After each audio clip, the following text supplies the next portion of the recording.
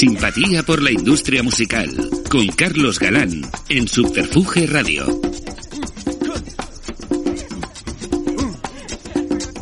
Volvemos al estudio Alfonso Santiesteban en Subterfuge Radio para una nueva entrega de Simpatía por la industria musical y volvemos a las entrevistas presenciales, así que había que hacerlo a lo grande.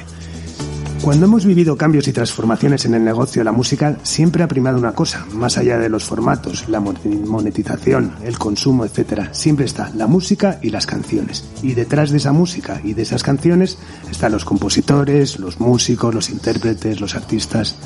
Quien nos acompaña hoy representa de manera perfecta el eslabón entre la propuesta artística y la planificación estratégica de la compañía o agencia. La persona que ostenta el rol de determinar, en base a sus criterios, cuándo un artista pasa a formar parte de un catálogo, aportándole su experiencia y su sensibilidad para, de manera conjunta, construir trabajos de interés. Una figura, la del AR o la del director artístico, que, como casi todo en el negocio, se ha transformado de manera rotunda desde que empezó, y así lo hablaremos con él. Duncan Du, La Dama se esconde, Los Rodríguez, Los Secretos, Sale Subago, Compay Segundo, Esclarecidos, Décima Víctima, Seguridad Social, Los Resentidos, Juan Perro, Derribos Arias o Fiti Fitipaldis son algunos de los nombres que algo tienen que agradecer al estímulo, capacidad de trabajo, talento, sensibilidad artística y de mercado a la persona que nos visita hoy y que constituye un auténtico honor. Primero, para este que tiene a bien dirigir este podcast y segundo, por engrandecer aún más la galería de ilustres personajes que han participado en Simpatía por la industria musical. Hoy recibimos al éxito hecho carne. Recibimos en el estudio Alfonso Santiesteban de la calle Almirante, en Subterfuge Radio, Alfonso Pérez. Muchas gracias, Carlos. Bienvenido, Alfonso. Ya tenía ganas de venir. Sí, un auténtico honor. Ya sabes que además que llevo detrás tuyo desde hace tiempo, o sea sí, que... Sí, ya tenía ganas. Que lo hemos conseguido y bueno, incluso con esta pandemia de por medio ha sido que seas tú la primera persona que reestrenas este formato presencial es un auténtico honor. Vale, bueno, gracias. Tú eres historia pura de la música de este país, uno de los fundadores de Gasa y uno de los pilares de esa increíble unión que luego formasteis junto a Dro, ¿no? Una historia que ya ha sido desmenuzada aquí fantásticamente tanto por Charly Sánchez como por tu hermano Mariano Pérez. Así que te emplazo a que hablemos de otras cosas, aunque evidentemente saldrán referencias a esto. Hablemos de lo que has sido y es tu rol en la industria, su evolución y transformación y de lo que realmente te importa por encima de todas las cosas, que sé que es la música. Efectivamente. Para mí es la base de todo. Yo tengo dos datos, uno muy reciente y otro de hace tiempo, que creo que es muy descriptivo de cómo eres o de lo que eres, ¿no? Como digo, dos cosas. Una es Miki Puig, que es amigo mío, y cuando le fichaste tú cuando su etapa en Dro, me contó que el día que firmó, que estuvo en tu casa escuchando discos, escuchando música, ¿no? Y estaba absolutamente alucinado. Dice, Carlos, estoy más flipado no por haber firmado el contrato, sino por la experiencia que fue de estar con Alfonso ayer en su casa hablando de música y, bueno, pues que es algo complicado. Eso por un lado. Y por otro lado, bueno, pues conozco a tu hijo Jacobo desde hace poco, aunque soy muy fan de todas las cosas que hace con sus cervezas craft. Y el otro día hablando dice, joder, tengo muchas ganas de escuchar la entrevista porque mi padre habla muy poco de industria en casa, pero en cambio le oyes hablar de su colección de discos de la colección de Soul Jazz y es absolutamente fascinante, sí, ¿no? Por lo cual le dije, bueno, pues intentaré hacer una buena entrevista para que por fin te hable directamente de música. Bueno, ¿cuáles fueron tus primeros contactos con la música? Por posicionarnos un poco, ese disco especial que te cambió, la canción, no sé. ¿Cuál es tu primer contacto con la música? Bueno, mi primer contacto con la música viene de que me gustaba la música. Entonces, pues no me acuerdo, con 15 años me compré, o con 14, mi primer disco, que creo recordar que fue el disco de T-Rex, de Getty None, y a partir de ahí, pues ya fue toda una rueda. Yo, cada duro que tenía, me lo gastaba en discos. El día 7 de enero, el primero que entraba en la rebaja de Discoplay era Este Cuerpo, y empecé a vivir, ya obsesionarme con la música, con todo tipo de música. Desde las cosas más raras y más inencontrables, hasta de repente me di cuenta de que no se podía ser tan talibán, que eso era negar a los Beatles o a David Bowie, y empecé a abrir la mente. Y luego, pues un día, en el año 78, 79, pues estábamos entre peñas, mis padres tenían una casa allí, y Cristina, mi mujer, y sus padres tenían otra, y se nos ocurrió Yo cuando acabé la carrera me regalaron una batería, no sabía muy bien qué hacer con ella, y cuando me casé me regalaron un saxo, que tampoco sabía qué hacer con él, y entonces se nos ocurrió montar un grupo pues para pasar el rato, y ahí sí estuvimos como un año y pico, y hasta que decidimos grabar una maqueta. Bueno, porque era o seguíamos o nos aburríamos. Y tocabas la batería y escribías las letras. Y tocaba la batería y alguien tenía que escribir las letras, y un día se me ocurrió una, y ya a partir de ahí pues empecé a hacer todas, o casi todas. Bueno, la historia de Esclarecidos, bueno, es larguísima, sería para dedicarle un programa entero, ¿no? Pero joder, aparte de, bueno, esa formación original que surge en Entre Peñas, han pasado pesos pesados, ¿no? De la música, Manuel Illán, Gonzalo Las Heras, Suso Sáez, Paco Trinidad. Encima mucha gente que luego que se dedicó a la producción, ¿no? Efectivamente, sí. Primero éramos, el núcleo inicial éramos, pues, Cristina, mi mujer, su hermano Nacho, que tocaba mi saxo. Yo tocaba la batería, otro íntimo amigo nuestro, Fernando Mata, era la guitarra, que era el único que sabía que tocar realmente un instrumento. Y un día apareció un amigo de Nacho, Collán Manzano, y dije, pues yo quiero tocar. Y se compró un bajo el más barato que había, y empezó a aprender a tocar el bajo. Y ahí empezamos. Y luego ya, a medida que fuimos haciendo discos, pues teníamos la teoría de que cada músico, cada persona que se involucraba en el grupo o participaba en las grabaciones o en las giras, pues le metíamos en el grupo. Ajá. Y entonces por ahí pasaron mucha gente y nos enriqueció mucho, porque pasaron, como dices, músicos increíbles como Gonzalo Las Heras, como bueno, primero Paco Trinidad, que también sabe tocar, Gonzalo Las Heras, Manuel Illán, Miguel Herrero, Tony Vázquez, que luego fue batería de Radio Futura, Vicente Climent y sobre todo Suso Sáez, que fue también como un giro importante en la historia del grupo, que empezó como productor y luego tocaba con nosotros y era un Esclarecido más. Bueno, Esclarecidos se aparcó el proyecto, luego Cristina hizo su proyecto solitario. Por cierto, ¿en qué punto está? Porque a mí es que... Bueno, no, luego, después de Esclarecidos, hicimos un grupo que se llamaba Giso, que éramos Suso Sáez, Cristina y yo. Vale. Y hicimos un disco. ¿Que Corazones Prestados es Giso? Es Giso. A mí se me encanta el EP. Que la portada era un corazón de Javier Aramburu, para mí el mejor diseñador que había en este país. Totalmente. Y lo que pasa es que como éramos medio vecinos, pues estuvimos, nos lo tomamos con tanta calma que estuvimos un año y pico viéndonos y grabando. Y cuando acabamos de grabar ya nos habíamos un poco aburrido del proyecto, pero yo lo sigo reivindicando porque creo que era un disco muy interesante para esa época, y nos metimos con movidas de drum and bass y de cosas que eran totalmente ajenas al grupo, y lo pasamos francamente bien. Hicieron, porque yo no tocaba, 3 conciertos. Y ahí acabó. Y luego Cristina, muchos años después, decidió hacer un disco en solitario. Exacto. Y ahora mismo no tiene... No, ahora mismo, ya menos pensado, ahora dirá que quiere hacer uno, pero vamos. No. Bueno, en paralelo a Esclarecidos, y además es uno de los motivos, ¿no? Empieza la aventura de Gasa, ¿no? Dejas tu carrera de economista para dedicarte a esto. ¿Y cómo adquieres el rol de AR dentro de la compañía? ¿Fue un reparto de funciones como muchas veces? No, realmente es que en la compañía todos trabajábamos en otras cosas. Yo trabajaba de economista, estuve 2 años trabajando con Agatha Ruiz Prada, y teníamos la compañía ahí, que era como una especie de hobby en la que le dedicábamos pues el poco tiempo libre que nos quedaba. Y hubo un momento cuando yo decidí dejar a Agatha, que además la realidad es que tenía una oferta de trabajo increíble, pero yo le dije a Cristina, digo, mira, dame 6 meses, vamos a dedicarnos a esto. Y entonces hicimos una operación de capital, y entramos Maribel Schumacher, que era una persona que yo había conocido en el estudio de Agatha, que su marido era el corresponsal en España del New York Times y que nos aportó mucho a nivel de contactos internacionales. Y cogimos una oficina que tenía mi hermano Mariano pequeñita, y nos metimos ahí, y bueno, lo de Arre vino dado. O sea, realmente el que sabía música era yo, no estaba decirlo. pero y empezamos ahí, y tuvimos la inmensa suerte que al cabo de un par de meses, ya habíamos fichado, yo ya había fichado a Duncan Du, habíamos sacado por tierras escocesas, que había funcionado muy bien, pero al cabo de un par de meses de tomar esa decisión, editamos canciones de Duncan Du y aquello explotó de una forma increíble, vendimos 500.000 de copias. Pero bueno, estamos adelantándonos. Sí. Me interesa muchísimo eso. Evidentemente el que sabías de música... El director artístico, bueno, pues en aquel momento no... A ver, por ejemplo, ahora que hay un montón de escuelas de negocios, de music business y tal, todo el mundo sabe lo que es una R, tiene una descripción, digamos... Como no, entonces no tenía ni nombre, yo creo. Exacto, entonces, ¿tenías algún tipo de referencia en ese sentido? O sea, ¿sabías a lo que estabas jugando? O... Hombre, tenía la referencia de que yo era súper fan de compañías inglesas como Rough Trade, como 4AD, y les seguía, y cuando decidimos montar Gasa, dije, hombre, pues si lo han hecho allí, nosotros jamás le mandamos una maqueta a ninguna compañía, Esclarecidos, decidimos hacerlo nosotros, junto con Décima Víctima, Paco Trinidad, montamos, ya lo contó Mariano, pedimos dinero muy poco a un montón de amigos y lo montamos.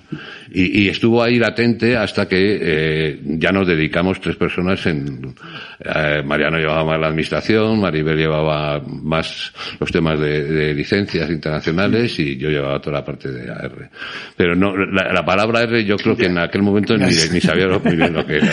Bueno, ¿y qué recuerdos, si pudiese ser de esos primeros discos de Décima Víctima, Esclarecidos, de Ribos, Coyotes, en esas Bueno, pues aquello era todo súper artesanal. O sea, nosotros grabábamos los discos de 3 canciones en 10 horas, con Jesús Gómez, prácticamente todos, y grabábamos y mezclábamos. Y luego, pues, fabricábamos 1000 copias y las enfundábamos nosotros por las noches en casa de alguno. Lo que pasa es que era mucho más fácil que ahora. Yo recuerdo llevar así discos, 50 discos de Décima Víctima y de Esclarecidos, que fueron las primeras referencias, y a la media hora llamarme Pepe Escribano, oye, que se han agotado. Vale. Porque en aquel momento había unos medios de comunicación que muy distintos a los que hay ahora. Jesús Ordóñez ponía 3 veces una canción y aquello ya explotaba, porque tenía la gente tenía unas referencias que yo creo que ahora quedan muy pocos. Sí, había una prescripción. Una prescripción. Y bueno, y hablas de Jesús Gómez, que ahora hablamos más porque sé que para ti ha sido alguien muy especial, pero bueno, en esa época también trabajas mucho con Paco Trinidad, ¿no? Que se convierte en Bueno, Paco, por supuesto, era el que sabía más de lo que sabía, era el único que había estado antes en un estudio de grabación. Claro. Y como él había estado antes en Ejecutivos Agresivos, pues tenía contactos, tenía amigos. De hecho, a Décima Víctima les conocimos en un concierto que eran amigos de Paco, porque Carlos estaba en Ejecutivos Agresivos. Pero ya te digo que era todo muy amateur hasta que llegó el momento ese que era el año 85, así, que ya nos dedicamos profesionalmente a la compañía, digamos. Porque hasta entonces la compañía éramos nosotros en nuestro tiempo libre, y había una persona que era María Jesús de la Cruz, que había trabajado en Dro, que era la que llevaba un poco el día a día, pero no había más. Bueno, y llega el boom de Duncan Du, ¿no? Que bueno, es tu primer gran éxito, además, como bueno, que me parece una historia muy bonita, además, que bueno, ya has hablado aquí, ¿no? Que después de tantos años, de tantos tal, pues que sigáis trabajando juntos y que... Pues bueno, sí, con Miquel llevamos 35 años. Sobre todo, además, porque bueno, yo creo que también creo que es una persona con la que habrás disfrutado hablando de música, ¿no? Es un tío con Miquel, le gusta mucho con Diego música, ¿no? Hemos hablado de música, hemos comprado discos, hemos viajado por medio mundo y digamos, claro, yo era 10 años mayor que ellos y yo recuerdo anécdotas. Alfon, los Bears molan, molan mucho. Digo, Diego, cómprate el de Stan Getty a Azul Gilberto. No lo debía hacer nunca porque le cambió la vida aquel disco. Y lo hemos pasado muy bien comprando discos y hablando de música, y seguimos hablando de música, y yo cuando me veo con Miquel hablamos de grupos nuevos y de qué estás oyendo, y eso es una maravilla. Me encanta la historia de cómo cuando empezasteis eso, ¿no? Del escalado de royalties, que llegabais a 20.000 llegamos a 20.000 copias, pero por encima de 20.000 copias era absolutamente impensable. Y vendisteis 500.000 de ese disco. Y vendimos medio millón, y luego al año sacamos El Grito del Tiempo, que vendió más todavía. Sí, más todavía, sí. Bueno, ha sido, tienes un montón de éxitos, pero ha sido Duncan Du en conjunto igual tu motivo mayor. Hombre, de éxito, si no hubiera sido por eso, pues a lo mejor no hubiéramos podido seguir, porque además veníamos de la crisis de Pancoca y nosotros éramos como los pequeñitos habíamos llegado a un acuerdo de distribución con Dro, en aquel momento pues seríamos el 15% de las ventas de Dro, ¿no? Y ya vino Duncan Du, pero es que después ya vendíamos hasta el Fai un Sol de Carallo, en los sentidos, y echamos a Dinamita para los pollos, y aquello vendía. La Dama se esconde, que teóricamente eran los que iban a vender, porque yo a Duncan Du lo switché porque me me parecía tan naif y tan... Me recordaban a Jonathan Richman, y me acuerdo de la primera vez que llamé a mí que dijo, es que me recordáis a Jonathan Richman, no tenía ni puta idea de quién era Jonathan Richman, pero me dice, no, si a mí el que me gusta es Elvis. Y digo, bueno, pues a mí también. Y dando un saltito otra vez para atrás, te lo digo porque es un tema que a la gente, sobre todo a la arqueología musical, les encanta hablar, el tema de lo de Pancoca, ¿no?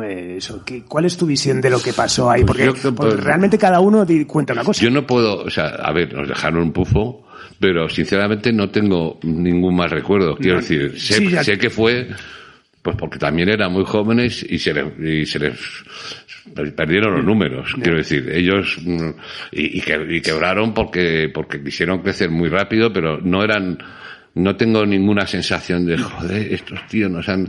No.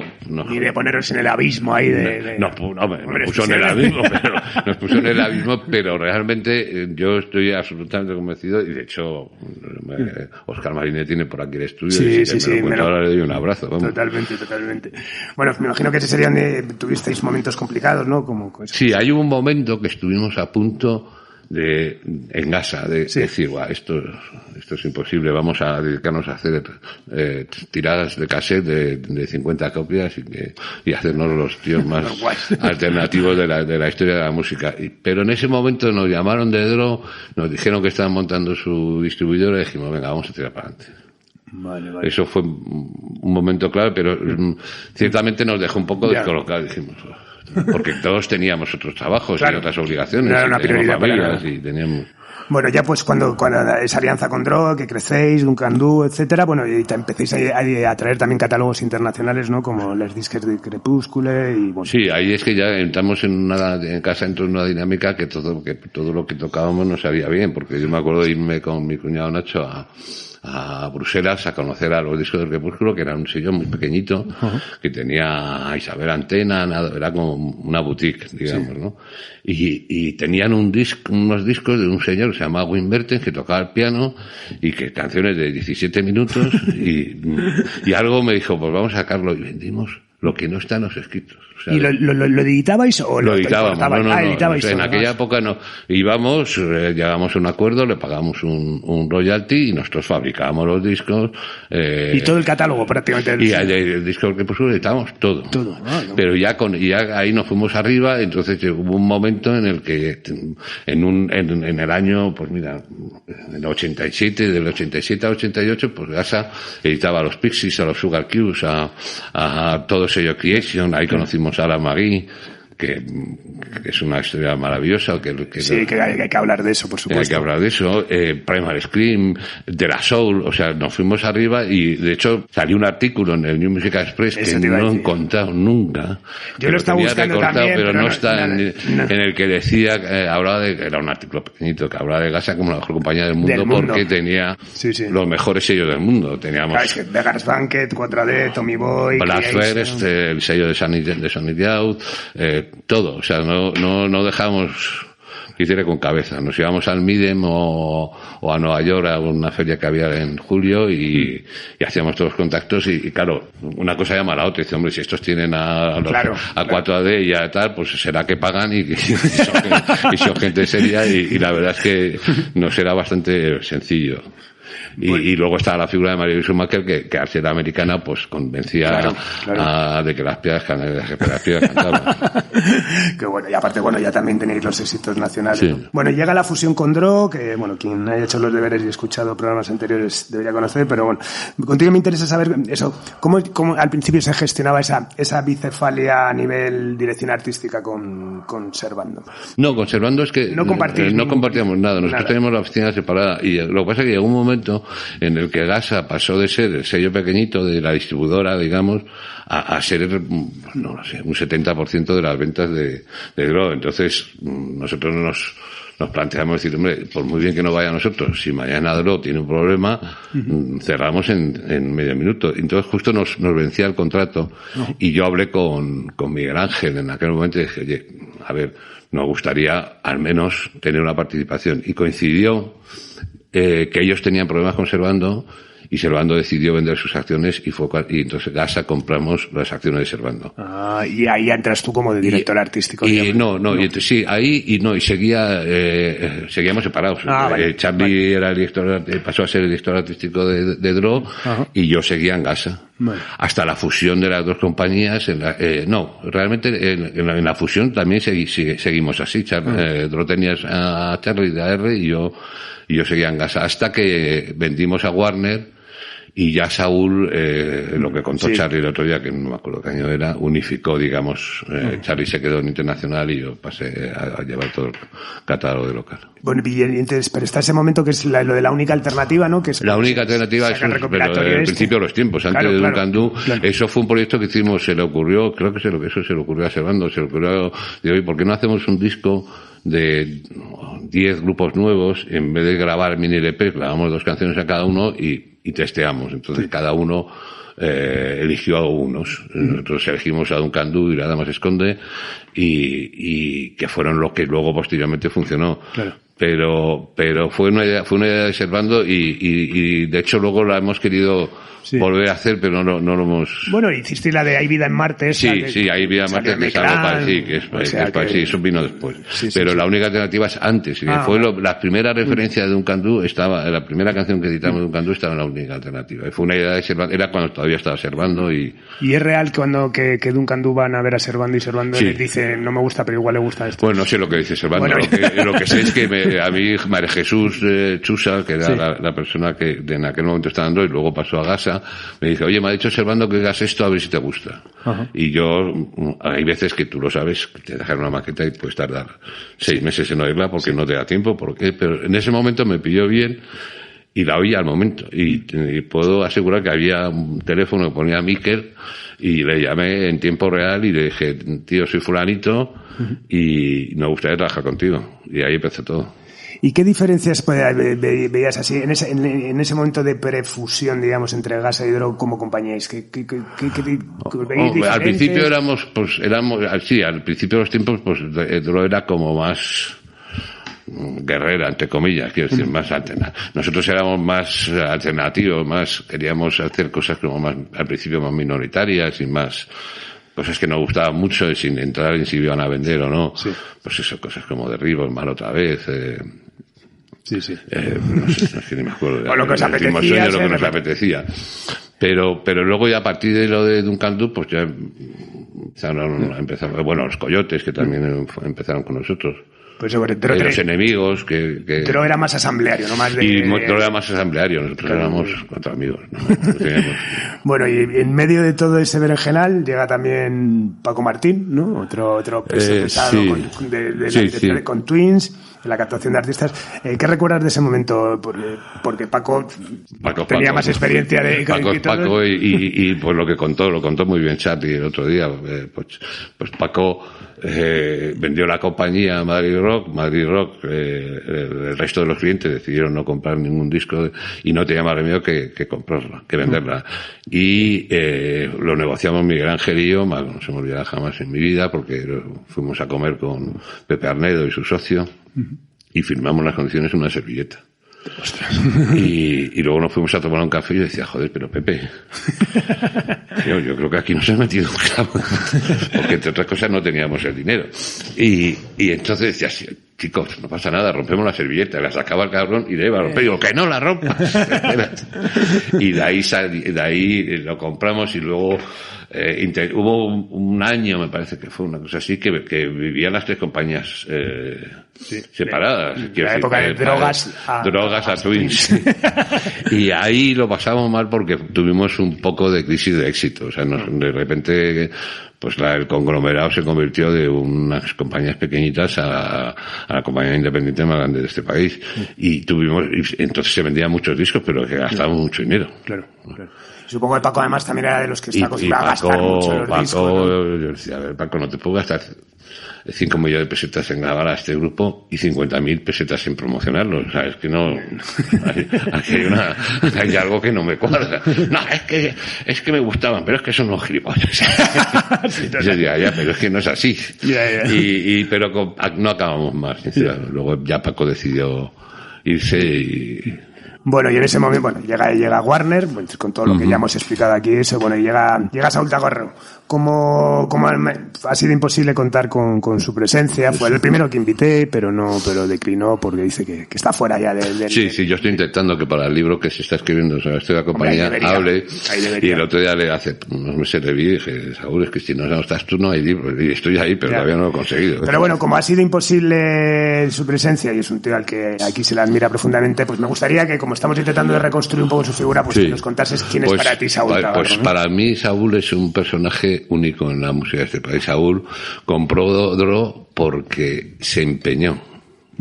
Y en eso yo me parezco mucho. Como me empeñe en fichar a un artista, muy mal que hay que poner, es que me obsesiona. Y él, en tiempos inmemoriales, nos mandó a Ño Zabala a hacernos a Mariano y a mí, y a tantearnos a gasa solo. Dijimos que no. Y después, cuando lo de Virgin, lo que contó Charlie, que estuvimos a punto de vender a Virgin, hablamos con todas. Y Saúl estaba ahí, y nosotros al final, cuando se torció lo de Virgin, decidimos no vender a nadie y firmamos un acuerdo de distribución con Manolo Díaz, con Sony, y se portó muy bien con nosotros. Y fuimos, Miguel Ángel y yo, a comer con Saúl, a darle las gracias por su interés. Y dijo, ¿cómo dices que es el contrato? De 3 años. Vale. Y lo tomó nota. Y a los 3 años menos 6 meses empezó otra vez, y esa vez se llevó el gato al agua. Y yo solo por eso ya me parece admirable. Y eso está escrito en muchos libros. Y el 24 de diciembre, el día de Nochebuena, me traen el manager de Rodríguez una maqueta. Y yo, pues lo mismo que te decía Duncan Du, a la 1 me fui, no sabía ni le conocía al manager ni conocía al grupo, le conocía, pero vamos, no había oído 2 canciones. Y me voy a hacer las últimas compras porque era Nochebuena. Y no me olvidé nunca que paré el coche en la plaza de Marqués de Salamanca y dije, a estos tíos los ficho, pase lo que pase, porque era las 8 canciones sin documentos, y no dejé de oírlas en todas las navidades. Y a la vuelta, ya me puse a negociar con el manager y con el contrato de Rodríguez. Entonces me fui a Los Ángeles a la grabación de Seguridad Social que están grabando ahí, y cuando vuelvo me dice Miguel Ángel, oye, quiero hablar contigo, que Saúl no quiere que fiches a Rodríguez. ¿Cómo? Hombre, perfecto, porque estoy súper cansado y así no voy mañana a la reunión de marketing, me voy a mi casa y punto. Entonces, yo sabía que ahí me estaba jugando la libertad, entre comillas. Y sinceramente, le hice una carta presentando mi dimisión, diciendo que si no me dejaban fichar a Rodríguez, que para qué me querían. Y entonces Saúl me llamó a su despacho. Y yo, Miguel Ángel, que me conoces. Y entonces, la teoría de Saúl no es que no le gustara el grupo, es que decía, acabamos de comprar la compañía, tenéis 20 artistas, tenéis un plan de lanzamientos para el año que viene estupendo y no necesitáis este grupo, que además son gente mayor, que mira, es que no les conozco. Además, la verdad, no les conozco. Pero tenemos grupos muy buenos, pero ninguno tiene una canción que se llama Salud, Dinero, Amor, o Sin Documentos, o Dulce Condena, y a mí me pagáis por atraer, a lo mejor no pasa nada, yo voy a mi casa, y si es un tema de dinero, yo lo avalo. Y si la compañía pierde dinero, pago yo de mi bolsillo y punto. Y entonces el muy cabrón de Saúl dice, bueno, ¿y no lo podemos hacer más barato? Y entonces, al día siguiente, me llamó Ariel, que no le conocía, oye, que Andrés te quiere conocer, porque Andrés, estaban en un momento del grupo que Andrés se volvía a Argentina. Y quedamos aquí en el Café Gijón, una tarde los 3, estuvimos 3 horas y media hablando de música, y hasta hoy. O sea, de ahí pues hemos sacado, no sé, 1000 canciones de Andrés Calamaro, 4 discos de Rodríguez, 10, 12 álbumes de Ariel Roth, toda la vida. Dices que es la única vez que discutes con... Y ahí fue ya nunca, claro, con los Rodríguez tuvieron tanto éxito, ya nunca más discutió nada. Bueno, tuvimos un pequeño rifirrafe, Mariano y yo, cuando fiché a Compay Segundo, que se lo debo a Santiago Serón, que me llamó, oye, Alfonso, mira, es que está aquí, compa. Porque él había hecho La Semilla del Son, que había sido el primer visionario de la música cubana, y todo el diseño y todo lo habíamos hecho en la gente de Gasa, la gente que hace todo, mi cuñado Nacho y los arquitectos de Esclarecidos, hacían los diseños y le hicieron diseño de La Semilla del Son. Entonces me sonaba porque yo tenía el disco y lo había oído. Y me dijo, me gustaría que vinierais, que tiene tú, que tocan el Popular, a ver a Compay. Vale, Santiago. Nos fuimos para allá y éramos 17 personas contadas, contando a Cristina, a Santiago, al manager de Compay y a mí. Y yo bajé al camerino y vi aquello y dije, este se queda aquí.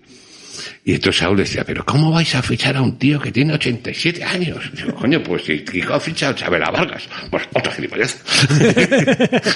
y digo, pues si quieres fichar a Radio Futura, hazle una oferta a Radio Futura. Y digo, que no quiero fichar, bueno, claro que quiero, pero no puedo, quiero fichar a Compay Segundo, pero ya acabó diciendo, bueno, haz lo que se haga los cojones. Y al día siguiente ya Santiago, oye, venga, vamos.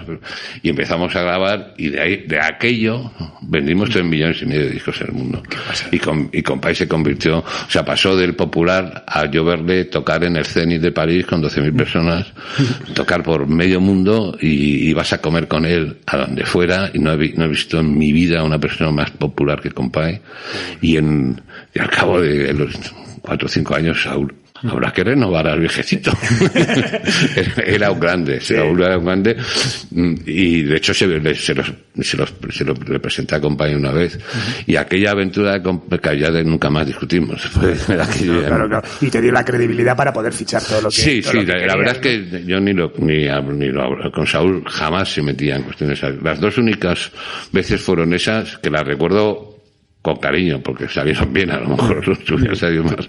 Digo yo que lo haríamos bien, porque si no nos habría dejado. Sí, pero que bueno, que me imagino que por su experiencia él vendría también del formato de hay que tener como máximo 15 artistas. Sí, él decía, hay que tener 15 y sí, exacto, si entra uno sale otro, y al cabo de 5 o 6 años teníamos 60. Entonces en muchos casos no lo hicimos. Bueno, y ahora tenéis Y ahora tenemos casi 100. Sí. Pero claro, yo, lo primero que, no soy yo, o sea, es que en Warner y en Droid yo llevo hay un equipo de personas que son David Bonilla, Antonio Redruello y Miguel Ángel Sánchez, que llevan trabajando conmigo 25 años, el que menos. Entonces, cuando hablo de mí, hablo de los 4. Ahora hay mucha más gente, pero todo esto, no ha sido una persona, no he sido yo, porque sería imposible. ¿Cómo vas a manejar un roster de 60 artistas o de 80? Es imposible. Pero se ha ido creando un equipo que han sido todos súper fieles a la compañía y que llevamos ahí toda la vida, y entra gente nueva y les enseñan y captan eso que llaman el gendro ahora. Total. Ana, a mí me parece alucinante. Bueno, aparte de estoy deseando, bueno, yo soy un entusiasta de la historia de Droid y Gasa, y bueno, si estoy aquí yo creo que tiene muchísima culpa que hayáis existido.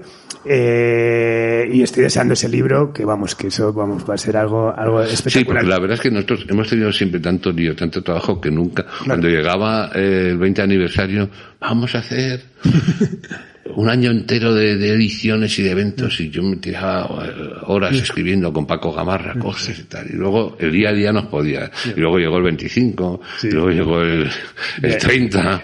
Yo he sido muy de sí, es que es lo que hay que hacer, pero claro, nosotros teníamos el día a día nos comía, y ahora ha sido la gente joven que ha entrado en la compañía la que ha cogido ese testigo, y la que está planteando toda una historia para reivindicar eso. O sea, no lo estamos, que es para mí es lo más interesante de todo esto, no lo estamos haciendo, digamos, los viejos, lo están haciendo los nuevos, que haya salido de ellos. Desde una nueva perspectiva. Y por eso se hará, y por eso... Claro. Oye, pues lo que es alucinante es eso, que viendo también un momento que aparece Warner, ¿no? Que, joder, desde fuera ves que la injerencia de una gran multinacional y tal puede afectar a lo que era la estructura, digamos, humana de Droid y Gasa, y creo que al revés, ¿no? Sirvió para fortaleceros más. Totalmente. No solamente con esa historia que dicen que es la primera independiente esa frase tiene derecho a autor, que es de Alaska. Que es buenísima. Alaska, cuando fichamos al oído con la segunda parte, en la segunda vez, cuando salieron de aquí, dice, no, es que me encanta Droid, es la única independiente que ha comprado una multinacional. Totalmente. Y que creo que generó un cemento mayor, digamos, a nivel equipo, de todo Bonilla, toda la gente que hablas, ¿no? Que es algo alucinante, ¿no? Porque sí, David entró en Warner. Sí. Y Saúl nos dijo, oye, hay un chaval que ha entrado aquí y tal, que creo que os puede gustar y tal. Y dije, pues encantado. Y entró David, pues eso, acabamos de sacar los Rodríguez, yo creo que debe ser el año 92 o 93. Pero a lo que voy es eso, eso, ¿no? Que es que, claro, como aquí ha pasado mucha gente, todo el mundo te habla, pues estaba aquí, luego me fui allá, luego pasé por allí, luego tal, y bueno, eso por un lado. Luego por cosas que tú habrás visto muchas más de gente que casi le echaban por malo y al día siguiente estaba en otro sitio, ¿no? El caso de Warner es algo absolutamente excepcional, ¿no? Porque es una fidelidad alucinante. De hecho, yo creo que, aparte de nuestra forma de ser, también le debemos a Saúl que no puso en cuestión nunca eso, sino más bien todo lo contrario. Y cuando Miguel Ángel se va, Saúl nos reúne y, oigáis lo que oigáis, esto va a salir de aquí. Yo hablé con Saúl, al día siguiente dije, Saúl, yo creo que la persona es Mariano. Y a los 2 días lo hizo. Cuando Mariano se va a México, lo mismo. Yo hablé con Saúl y dije, Saúl, creo que es Charlie. Creo que Charlie está ya preparado para asumir esto y yo no voy a aceptar a nadie de Lizardo, no te preocupes. Y o sea, todo eso se lo debemos mucho a Saúl. Porque además ese es uno de los momentos complicados, ¿no? Cuando Miguel Ángel se va a EMI, ¿no? Porque tenéis miedo que os metan a alguien ahí. Sí, siempre tienes eso, pero yo sinceramente nunca lo he contado, pero yo hablé con Saúl las 2 veces y dije, mira, es que esto es así, y no me cuestionó absolutamente nada. Y de hecho lo hizo y lo cumplió. Sí, o sea, una persona que además que de dirigir escuchaba y... Totalmente. Y tal, no, el otro día, acabo de publicar el de Íñigo Zabala y claro, todo lo que habla va muy en sintonía total.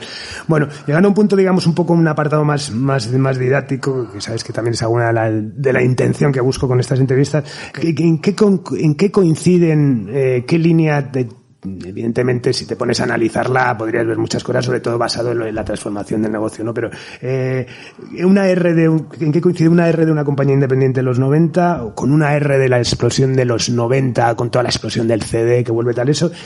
Y una R que vives, un director artístico, vives la primera crisis, la primera piratería y luego la transformación de la explosión digital. ¿Cómo podrías me hablabas antes de esa casete de Duncan Du, ¿cómo podrías describir esa fase, esas fases, digamos, ahora como que están decía Charlie, nosotros en los momentos de crisis de la industria, no me preguntes bien por qué, siempre nos hemos sabido mover bien, cosa que a lo mejor en los momentos más florecientes es cuando peor lo hemos pasado, pero en los momentos de crisis, cuando la crisis de la piratería, cuando las crisis económicas que hemos vivido, cuando todo el advenimiento de iTunes y de...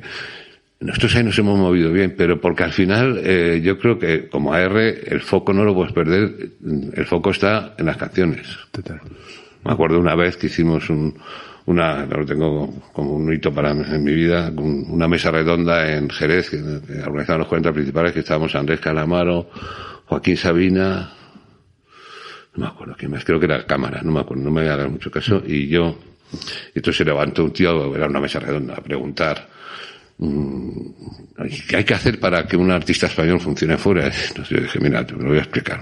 Hay que tener unas canciones maravillosas, que están dentro de un álbum maravilloso, tienes que tener una compañía que se lo crea, tienes que tener un manager que sea lo suficientemente generoso como para saber sacrificar los bolos de los ayuntamientos para ir a trabajar fuera por 2 pesetas, y sobre todo tienes que tener un gran artista, y lo más importante, tienes que tener una suerte de cojones. Y ahí se levantó Joaquín y dice, tengo que decir que es la primera vez que oigo a alguien de una compañía de discos decir algo con lo que estoy de acuerdo. Totalmente. Y es que es así, al final nunca sabes de dónde va a venir el éxito. O sea, hemos sacado discos que a mí me parecían maravillosos y que tenían unas posibilidades comerciales increíbles y no vendió nada. Y de repente sacas, pues lo que te contaba antes, a un tío tocando el piano durante 17 minutos y vendes 100 y pico mil LPs dobles. Y dices, ¿pero por qué? Totalmente. Pues no lo sé. Bueno, si lo supiera, pues me lo mandarían por, oye, ¿qué te parece esto? Entonces, pues al final es la magia de las canciones. ¿Por qué la gente elige las canciones? Yo lo que sí creo es que ahora ha cambiado la forma de escuchar música a la gente. Totalmente. Yo veo a la gente joven ahora que muchas veces se saben las canciones de memoria y les preguntas qué artista la canta y no lo saben. Y no saben si tienen un álbum, si es sueca o finlandesa. Saben que le gusta cuando vino en los iPods, decía, pero si es que mezclan a, yo qué sé, a Björk con Con Luis Fonsi, es que no, esto es de locos. Entonces, eso ha cambiado, esa forma. Nosotros en los 80 y en los 90, o sea, es que yo me gustaba un grupo y hasta que no conseguía tener todos los álbumes del grupo y saber cómo se apellidaba la prima hermana del batería, es que no paraba. Y eso ha cambiado. Hay una frase de Andrés Calamaro maravillosa que yo la recuerdo siempre, que es: ¿te fijaste que antes hablábamos de los discos que nos gustan y ahora hablamos de los que no nos gustan? Y es cierto, y ahora, eso fue hace unos años, ahora es peor, ahora hablamos de qué pocos streams tiene la nueva canción de fulanito. Es terrible. Entonces ya no decimos qué buena es la canción de fulanito, qué pena que no tenga éxito, sino que ya hablamos de si está en muchas playlists o no. Y tú eso, bueno, que tú evidentemente con toda la experiencia que tienes todos los años y tal, sigues, me imagino, te has tenido que adaptar como todo el mundo, eso, pero evidentemente la figura de la R ha cambiado. ¿A qué me refiero sobre todo? Que por supuesto y afortunadamente lo que sigue primando en el negocio son las canciones y la música. Sin eso no hay nada. Pero sí que es verdad que ahora yo, por ejemplo, me lo aplico a mí, que es importante también la música y las canciones, pero que detrás también haya alguien que las vaya a defender bien. Es decir, no solamente a nivel interpretativo de grabación, sino también pues eso, al final este rol que adoptan ahora los artistas, que es mantener sus redes sociales, o sea, trabajar también de manera directa. Es decir, que yo, por ejemplo, siempre lo digo, ¿no? Es ahora con un artista, primero escuchar las canciones, pero luego te sientas tal, y a mí me ha pasado de escuchar canciones maravillosas, pero luego parece un tarao. Es decir, yo no puedo cargar con esto, ¿no? Efectivamente, o sea, yo no voy a dar el nombre, pero me acuerdo una vez que quedé con alguien que me gustaba mucho y le dije: pero ¿no te apetece tocar con una banda y tener una banda y tocar con músicos de verdad? Y no, yo lo que quiero es llenar la Riviera con mi DJ y que me pongo los cuantas principales y me toquen los cojones. Y me encantaba, ¿eh? Sí. Y dije, no quiero. No, y cosas tan, a ver, como grupos que, no, es que yo no tengo redes sociales, y es como, pues muy bien. Es que eso yo siempre digo, mira, es vuestra vida. O sea, nosotros, ojalá vendamos mucho, pero si no vendemos mucho, nosotros vamos a seguir sacando cosas. Claro. Es tu vida. Entonces, nosotros, las compañías, yo siempre le he dicho eso, venimos de acompañar. Sí, viene a acompañar. Manager viene de manejar, que me gusta menos. Yo siempre les digo a mis amigos manager: di que eres representante, que mola más. Y como dice Emilio Santamaría, que decía: no, yo no sé, yo soy representante. Sí, pero es que la palabra más bonita. Claro que sí. Es como lo de artistas y ejecutantes. O sea, yo le decía a Luis Medio: Luis, no hay otra palabra que defina mejor a los músicos que ejecutante. Totalmente. Y al final el artista es el que tira del carro. Y si el artista tira del carro, tú lo acompañas. Si tú ves que eres el único que tira del carro, pues hay un momento dado que es que dices: mira, es que no podemos. Claro, y sobre todo cuando hemos vivido la época en la que no tener móvil o no tener redes sociales eras un snob, y ahora ya eres un friki, ¿sabes? O sea, claro. Es un tal. Bueno, evidentemente las canciones son lo más importante, pero bueno, creo que también tú le has dado mucha importancia al tema de los productores, ¿no? Trabajar con productores que sí, casi siempre han formado parte de tu equipo más cercano, ¿no? Jesús Gómez, Eugenio Muñoz, Los Principios con Paco Trinidad. ¿Qué es para ti de importante? ¿Qué tiene de importancia la elección de un productor? O sea, ¿escuchabas canciones y decías: esto es para Jesús Gómez, esto es para tal? No, nosotros siempre hablamos con el artista. Quiero decir, en muchos casos, en la mayoría de los casos, es el artista quien te dice: me gustaría trabajar con fulanito. Y tú, si puedes, lo pagas. Pero no, yo por lo menos nunca he sido nada intrusivo. Si te piden opinión, sí, me acuerdo cuando fichamos a Alex Ubago, que lo fiché por teléfono, me llamó Íñigo: oye, conocí a un chaval de aquí de tal, entonces no, yo creo que no es para Dro, porque no es el tipo de música vuestro, pero me gustaría que me dieras tu opinión, a ver a quién se lo mandas. Y me mandó un CD dos CDs con 40 canciones. Y al llegar a una, que era sin miedo a nada, le llamé y le dije: no, si ya tienes compañía, es esta. Y ahí, por ejemplo, sí que yo tuve claro, porque era un crío de 18 años en San Sebastián, la maqueta sabía que oírlas, o sea, las canciones estaban ahí, pero era guitarra y voz. O sea, y claro, es muy difícil desentrañar eso. Y ahí sí que tuve, por ejemplo, claro, Alex, claro, tenía 18 años, no conocía a no tenía ninguna idea de qué productor molaba, ¿no? Y ahí tuvimos la visión de encargárselo a Jesús Gómez, que le dedicó 8 meses de su vida, y vendimos 1 millón de discos en España y 700.000 fuera.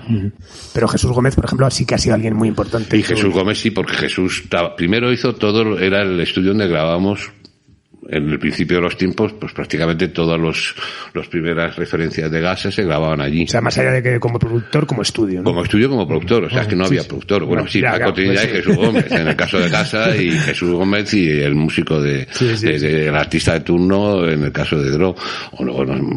Pero Jesús fue muy importante ahí. Y luego trabajamos nos hizo, por ejemplo, el disco de Cabaret Pop, cuando hizo el primer proyecto Diego Vasallo, que era como una cosa que se suponía que no iba a vender y funcionó increíble, y nos hizo, pero no, y hasta Alex Ubago, y luego ya hicimos bastante más cosas con él, pero, o con Suso Sáez, que para mí es el mejor, una parte que es mi amigo, pero que es alguien que sabe.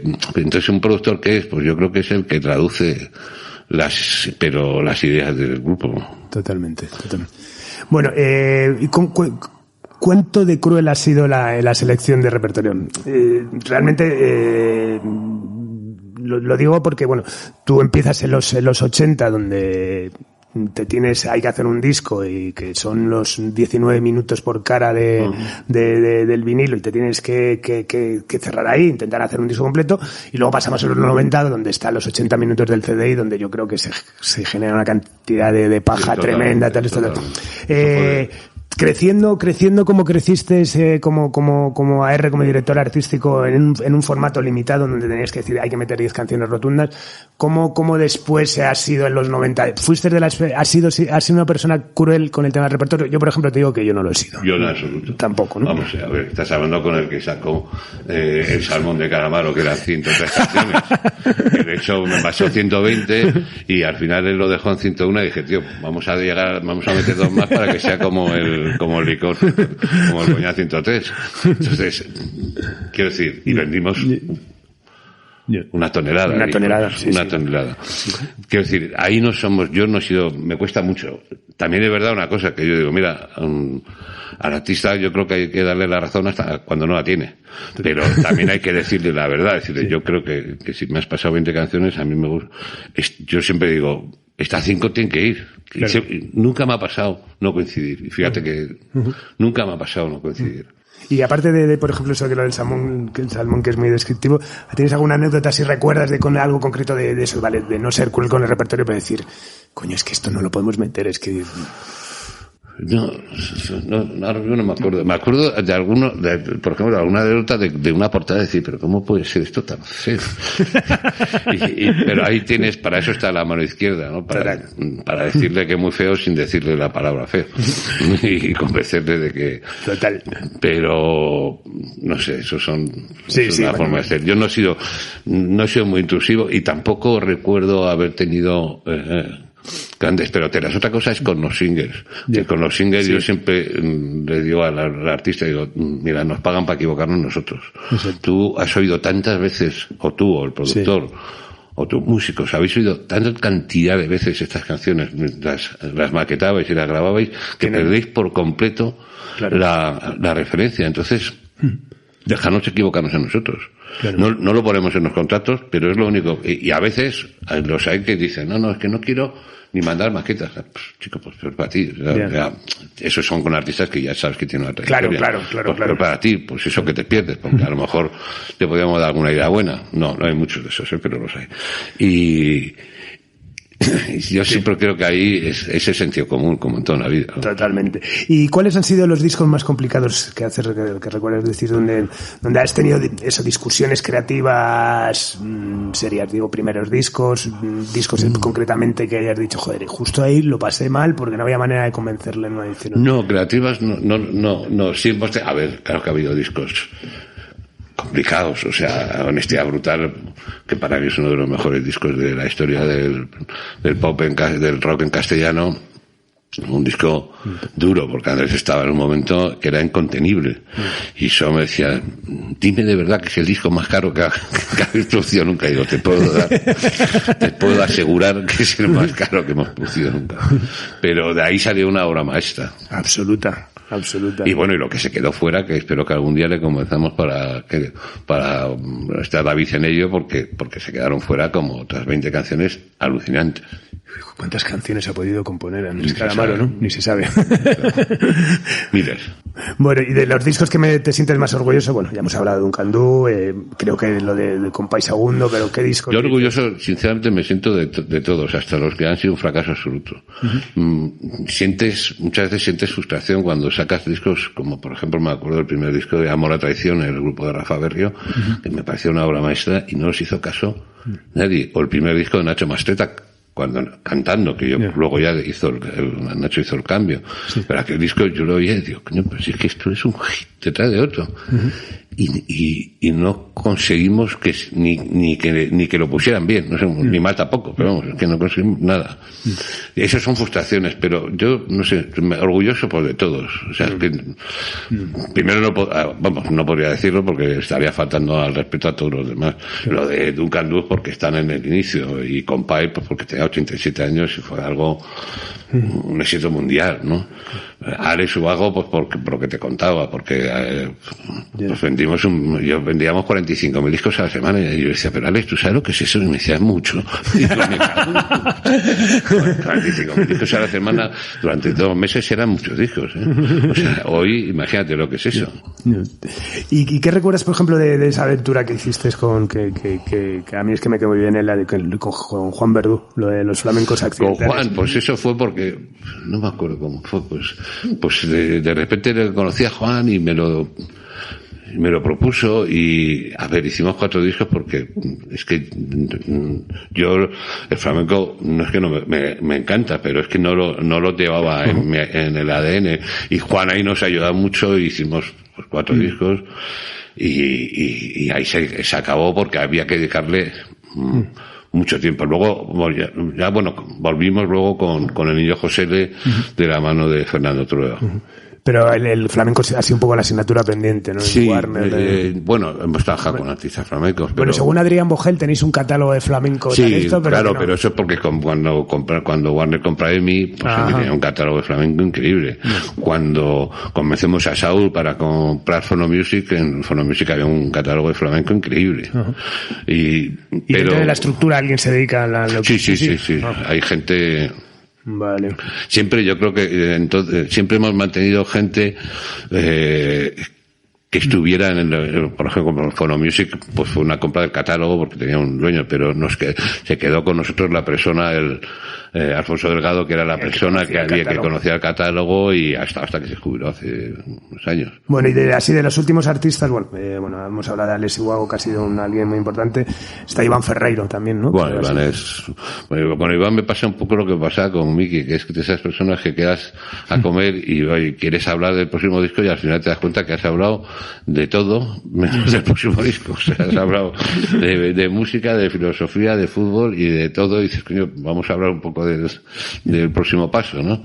Es un grande.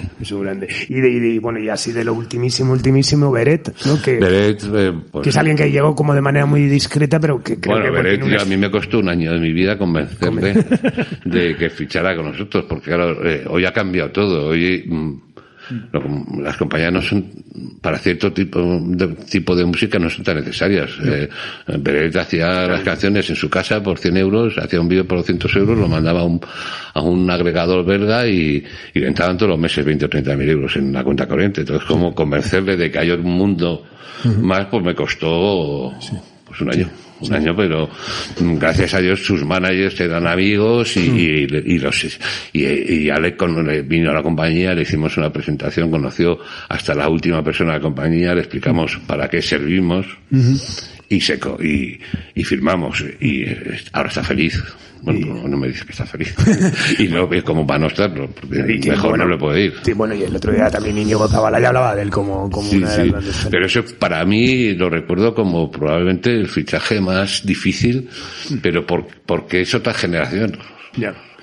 Pues esta pregunta que te hago ahora, que se la he hecho a todo el mundo, porque es como un cuestionario emocional, en tu caso creo que ya las has contestado, porque creo que es tan la pasión que tienes, que sientes por todo lo que has hecho, que sería volver a redundar, pero bueno, lo vamos a hacer, ¿no? ¿Con qué artistas has disfrutado trabajar más allá del éxito? Sé que todos los que me has nombrado, pero bueno, si pudiésemos... Hombre, no te sientas mal cuando te vas a olvidar alguno. Es que es muy difícil, porque es que son tantos que no me puedo olvidar, pues con todos, no sé cómo decirte. Con Miquel, es que con Miquel y Diego va más allá de la relación compañía-artista, se convierte en una relación personal y de amistad, y yo voy a San Sebastián y quedamos a cenar, y me acuerdo una vez que le llamo a Íñigo Argumani, su manager, y digo, oye, diles que si van a hacer el programa de televisión mañana.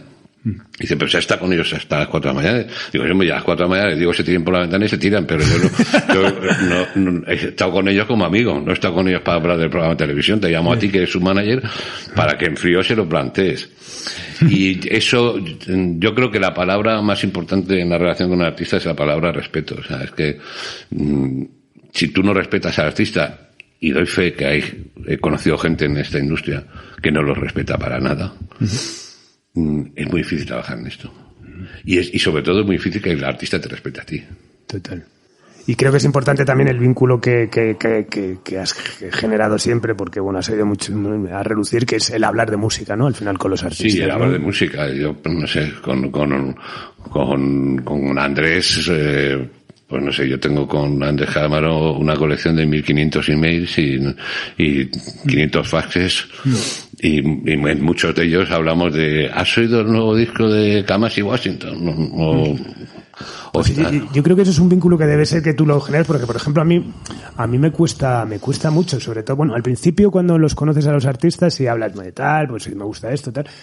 Pero yo no sé si si a ti te ha pasado, pero yo la sensación, y bueno, mis éxitos han sido muchísimo más de otra manera, digamos. Cuando el artista crece un poco, se complica muchísimo hablar de música con él. De hecho, a mí me ha pasado con artistas que te das cuenta que llegan en un momento que no escuchan nada, que se escuchan solamente sonido. Y yo me acuerdo que un artista X me llegó a decir hace relativamente poco que él no escuchaba nada en Spotify y tal, eso tal, porque no quería darle streams al resto, ¿no? O sea que ya no era una cuestión de voy eso es muy fuerte. No solamente no voy a investigar. Eso cuando acabe la entrevista me vas a contar quién es, eso no sale vivo de aquí, ¿no? yo no escucho tal, pero yo no le voy a dar un stream a otro artista. Pues tal, ellos se lo pierden. Yo, por ejemplo, en el confinamiento, pues he estado muchas veces mandándonos discos con Julie de Love for Lesbian, porque él ha hecho unos programas de funk y tal para en su Instagram, y yo decía, joder, Julie, mira lo que acabo de ir, escuchate este Gilles Cotteron con no sé quién. Joder, dice, no, el que bola es digo, me lo compré yo en el año 77, ¿qué me estás contando? Qué bueno. Yo el confinamiento también lo dediqué a eso. De hecho he estado escuchando muchísimo, ya me gustaba, y sé que es algo que te gusta a ti también, que es los discos de la Fania. Bueno, porque es una de las asignaturas pendientes, porque yo era muy fan, sobre todo el sonido. Sí. Son discos que los oyes ahora y dices, coño, ¿cómo podían hacer que sonara así? Sí. Como el sello Soul Jazz, con todas estas reediciones que están haciendo de discos de los años 50 grabados en Jamaica en 4 pistas, que dices, es imposible que ahora suene un bajo como sonaba esto grabado de aquella manera, ¿no? Totalmente. Y bueno, una pregunta que tú que has tratado mucho de manera directa con artistas, tiene un punto trascendental y eso tal. ¿Es el artista, es difícil generalizar, evidentemente, una persona agradecida, es decir, sin generalizar, pero está claro que se transforma, que crece, que el ego crece, que yo creo que es complicado gestionar ese ego, unos saben gestionarlo de una manera, otros de otra. Pues yo creo que es que los artistas son tan agradecidos o tan desagradecidos como los políticos, los agentes de publicidad, los camareros y cualquier persona, hay de todo. Yeah. Claro que los hay desagradecidos y todos sabemos casos y duele, pero también los hay muy agradecidos. Total. O sea, y ahí la fidelidad se muestra andando. Entonces, yo he vivido cosas, o sea, cuando hace menos de un año ves a Rosendo Mercado con 64 años llenando a reventar el Wizzing Center, y podría haberlo llenado 3 días si hubiera querido, que no quiso. y diciendo que era su último concierto, decías, joder, qué maravilla haber vivido 20 años de la carrera de este señor y a que acabe así, no que no acabe dando en las ferias de los pueblos haciendo versiones de sí mismo. Eso es una maravilla. Y eso cómo se gestiona, pues se gestiona con la normalidad. Hay una anécdota de Rosendo cuando, no sé, a 5 o 6 discos que estábamos juntos y llegó la lista de ventas y entró al 2, nunca había entrado. Y le digo, Rosendo, ¿qué hemos entrado al 2, tío? Y dice, esto es por el péndulo.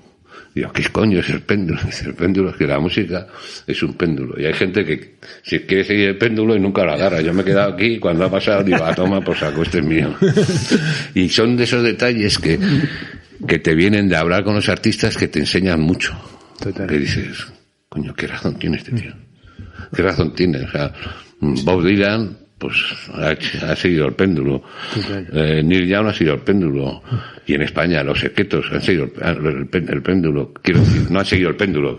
Han esperado a que pasara. Está bien. Y esas cosas a mí me... Está bien. O como una vez que estaba con el Drogas de Barricada, un personaje increíble también, que acabamos de fichar de esa barricada, y me dice, mira, Alfonso, yo saco un disco que funciona, cojonudo, que no funciona, me busco 3 excusas, saco otro y a hacer puñetas. Y lo piensas y dices, pues tienes razón, yo hago el mejor disco que se hace en este momento, si me funciona, pues cojonudo, y si no me funciona, voy a hacer otro. Y acabamos de sacar 5 discos en una cajita de canciones nuevas de Drogas, y le ha ido genial. Sí, qué bueno. Entonces te das cuenta de que muchas veces no todo es el single, el éxito, son las carreras. Totalmente. Entonces vivir con artistas con carreras o en otro punto de la balanza con Vanessa Martínez. A Vanessa la fichamos cuando le habían dado la carta de libertad a Nimi después de un disco. Y nos costó Dios y ayuda. Invertimos mucho tiempo y mucho dinero, y ahora es una artista enorme, pero sigue siendo exactamente la misma persona que yo conocí en la Sala Galileo cuando fui a verla. O no sé cómo decirte. Sí. Hay tantos casos de gente que son absolutamente normales, que no se les sube el ego y que encima son agradecidos y personas que prefiero pensar en ellos que no en los que no son. Pero no creo que haya... O sea, yo he oído a un director muy importante de una radio española y a un presidente de una multinacional decir, tú, chaval, no te engañes, que el artista, por lo menos el hecho de ser artista, es un hijo de puta. Claro, si tú piensas eso, pues trabajar en esto es muy complicado. O sea, que tú eres yo nunca he pensado eso. Tú eres de los que opinas que del confinamiento no vamos a salir mejores. El que eres un hijo de puta va a salir sin... Efectivamente. Y yo creo, fíjate, es curioso, no voy a dar nombres, pero creo que del confinamiento hay un montón de artistas que van a salir mucho más reforzados. Y hay otros artistas que se han puesto de perfil. Y eso liga con lo que tú hablabas antes, las redes sociales, de no sé qué. Yo conozco, ha habido casos artistas nuestros que en el confinamiento, en vez de venirse abajo, se han puesto las pilas y su audiencia ha crecido increíblemente y hoy están mucho más fuertes y mucho más vivos que hace 3 meses. Y en cambio hay otros que han dicho, y ahora esto no va conmigo. Totalmente. Y eso, pues ellos sabrán. Sí. Bueno, ¿con qué artistas te hubiese gustado trabajar y no ha podido ser? ¿O simplemente porque hubiese sido un sueño o porque no? Con muchos, pero, hombre, por ejemplo, pues yo lo pasé mal con el último de fila porque yo era muy amigo de Manolo. No, muy amigo. Manolo era fan de Desgraciados y, de hecho, la última vez que yo toqué la batería en mi vida fue en un concierto en Barcelona, que era el último de la fila y ellos eran la sexta de la Merced. Cuando salimos nosotros habría 20 y tantas mil personas, cuando salieron ellos había 60.000. O sea, yo te juro que no veías el final. Y pasé tanto miedo que bajé y estaba Manolo al pie del escenario y dije, Manolo, acabas de ver la última actuación como batería de esta persona, ¿no? Y nunca más volví a tocar la batería.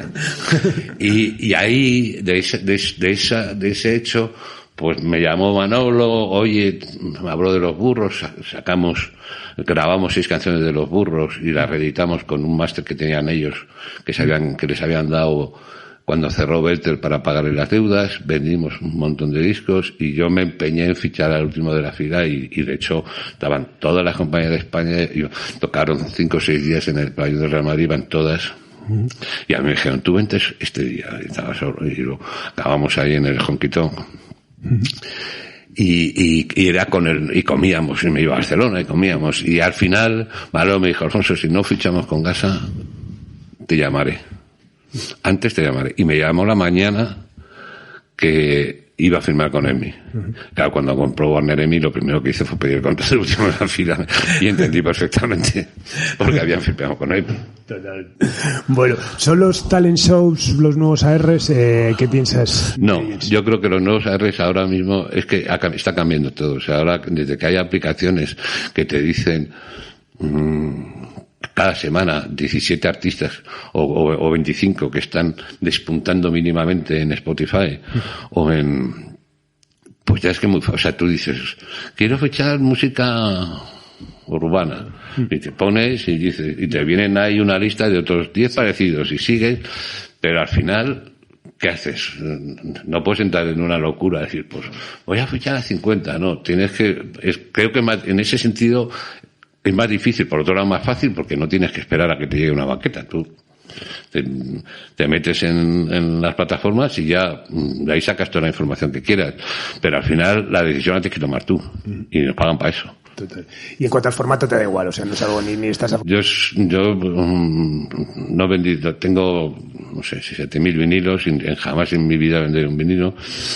Y me da pena, pero al final es ley de vida. Yo, por ejemplo, ahora en el confinamiento me pilló con solo 20 o 30 discos en casa, porque los tengo en el campo, y entonces en Spotify he empezado a escuchar músicas increíbles. Por ejemplo, me ha alegrado mucho la vida la playlist que hacía todos los días en el país Fernando Trova, que aparte de ser amigo, yo creía que era de los que más sabía de música. Y es verdad, de música buena y mala, pero es que Fernando solo sabe de buena. Y ha hecho unas playlists que yo las recibía por las mañanas diciendo, a ver qué coño me ha puesto Fernando hoy. Y de ahí he descubierto 4 o 5 artistas que no tienen ni idea ni que existían. Y me han parecido maravillosos. Bueno, y que estamos llegando al final, como es un programa reivindicando figuras ejecutivas también de la industria discográfica, me gustaría que eso, has hablado muchísimo de Saúl, hemos hablado de él, pero bueno, creo que hay gente muy importante, ¿no?, en tu vida, bueno, como Íñigo Argomaniz. Bueno, Íñigo para mí es el primero, que es mi mejor amigo, y llevamos toda la vida, no sé cómo decirte. Íñigo con Charly, que llevamos 30 años cohabitando y respetándonos el uno al otro, y por supuesto con todo mi equipo que te he dicho, David, Antonio, Miguel y todos los chavales que están trabajando ahora, que es una maravilla porque aprendes muchas cosas de ellos que nosotros en algunas cosas somos muy paletos. y esta gente te abre, y lo que tienes que tener siempre es la mente abierta y decir, bueno, pues no es, yo en nostalgia saco un 0 siempre, o sea, soy lo menos nostálgico del mundo, pero lo menos nostálgico del mundo. Pero bueno, está muy bien, habéis hecho desde luego un gran equipo, porque bueno, si has tenido oportunidad de escuchar, ya sabes cómo habla Charly de ti o Íñigo Argomani. Pues nada, de verdad, un auténtico placer. Tenemos que ir despidiéndonos. La verdad es que me intento ceñir siempre a un tiempo, pero es complicado, pero porque ¿cómo le vas a cortar? Te voy a cortar el esto. No, para al revés, o sea, yo creo que ha quedado muy bien y muy concentrado. De hecho, estoy pensando, incluso quiero hacer hasta una especie de spin-off del programa, que el otro día hablaba con Paco Gamarra, que me dijo, tienes que hacer... me lo contó Paco. Sí, tienes que bueno, también quiero hablar, por ejemplo, mi hija pequeña trabaja en Warner desde hace 3 años en el departamento creativo. Y claro, dices, vamos a un departamento creativo. Sí, el departamento creativo es que te das cuenta de que al artista no solamente le tienes que pagar una grabación, le tienes que suministrar ideas y trabajo, y eso fue una idea de la gente de Guillermo y de Alberto, de Miguel, que trabajan con nosotros, y creamos eso hace 3 años.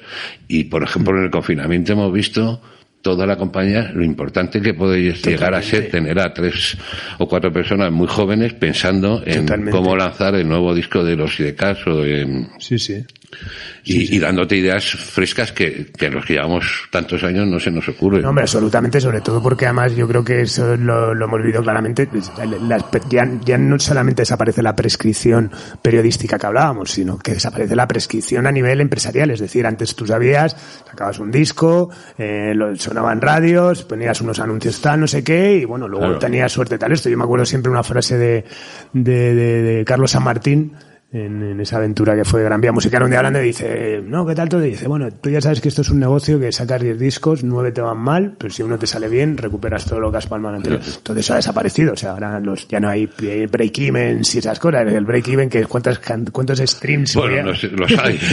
los hay, pero bueno. Pero ves, eso también cambia. Nosotros tenemos gente ya que son analistas que, claro. Que tú quieres hacer una oferta a alguien y pides, oye, cálculame, tienes que tener un mínimo de referencias y se pueden hacer, ¿no? Totalmente. Pero vamos, me parece interesante. Lo de los prescriptores, pues es triste. Yo me acuerdo con Joaquín Luqui, que en paz descanse, cuando decía, tú y yo lo sabíamos, joder, que te ponía la cabeza, que decías, me voy a comprar el nuevo disco. Y de repente eso cambió a que una radio empieza a poner éxitos encadenados. Y ya no es que no prescriban, es que ni presentan las canciones. Que a este le mandé, que era amigo mío, le mandé una llave para que lo desencadenara. Porque dice, tío, ¿para qué me sirve a mí que pongas 5 canciones seguidas si no sabemos ni de quién son? Totalmente. Bueno, nada, pues de verdad, Alfonso, un auténtico placer. Muchísimas gracias por estar aquí. Tu testimonio, como decía al principio, va a trufar aún más esta galería de gente fantástica y admirable que compone simpatía por la industria musical. Así que nada, bajamos la verja de esta nueva entrega de Simpatía por la industria musical, en el que hemos contado con este lujo de invitado, que es Alfonso Pérez, en el estudio Alfonso Santisteban, de la calle Almirante, en Subterfuge Radio, y con Mateo Navarro a los mandos de la nave espacial. Y como siempre nos vamos con una canción, casi siempre elegida por alusiones. Hoy también nos vamos con Corazones Prestados de Giso. Adiós.